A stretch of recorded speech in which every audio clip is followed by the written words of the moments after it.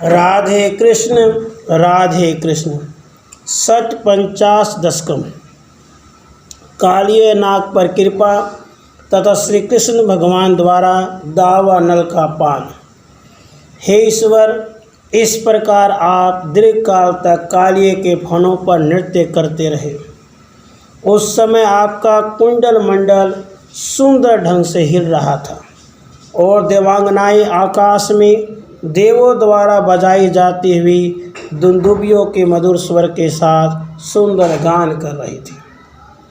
हे हरे, उस नाग का जो फन झुक जाता था उसे छोड़कर आप दूसरे ऊंचे ऊंचे फनों पर चढ़ जाते थे और अपने चरण कमलों द्वारा उसे मत डालते थे। इस प्रकार चिरकाल तक आप क्रीड़ा करते रहे और अपने हाथों पर ताल देते रहे, जिससे वह नृत्य हृदय को आकर्षित कर रहा था। हे माधव, आपके चरण प्रहार से जिसके फण समूह छिन्न भिन्न हो गए थे और जिसके रक्त वमन करने से यमुना का जल लाल हो रहा था, उस नागराज कालिये के शिथिल पड़ने पर नाग पत्नियां आपके चरणों में जा गिरी। हे श्री कृष्ण, पहले ही बहुत दिनों से जिन्होंने आपके महात्म्य को सुन रखा था, इसलिए आप में ही अपने हृदय को विलीन कर दिया था, वे नाग पत्नियां मुनियों के लिए भी दुष्प्राप्य मार्ग से युक्त स्तोत्रों द्वारा सर्वत्र स्वतंत्र आपकी स्तुति करने लगे। हे श्री कृष्ण, नाग पत्नियों की भक्ति का अवलोकन करके आपका हृदय अतिशय करुणा से आकुल हो उठा। तब आपने नागराज को जीवित छोड़ दिया। उस समय वह अपने आप को आपके चरणों में समर्पित करके नमस्कार करने लगा। तब आपने कहा, नागराज, अब तुम समुद्र के मध्य में स्थित रमणक नामक द्वीप में चले जाओ। वहाँ सर्पशत्रु गरुड़ तुम्हारा विरोध नहीं करेंगे।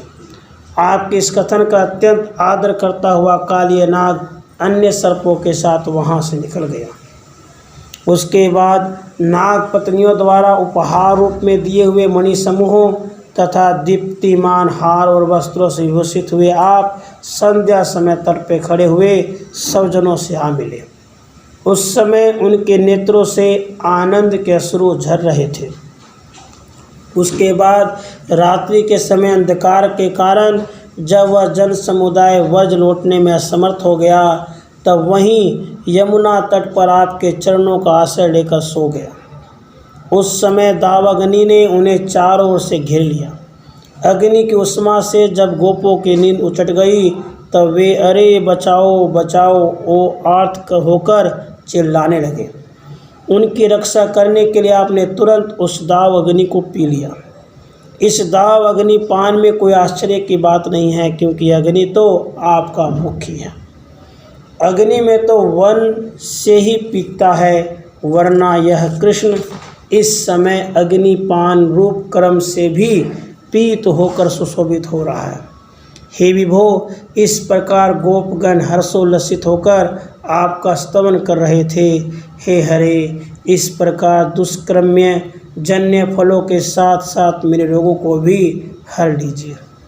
इति कालिये मर्दने भगवत अनुग्रह वर्णम षट पंचाश दशकम समाप्तम। राधे कृष्ण।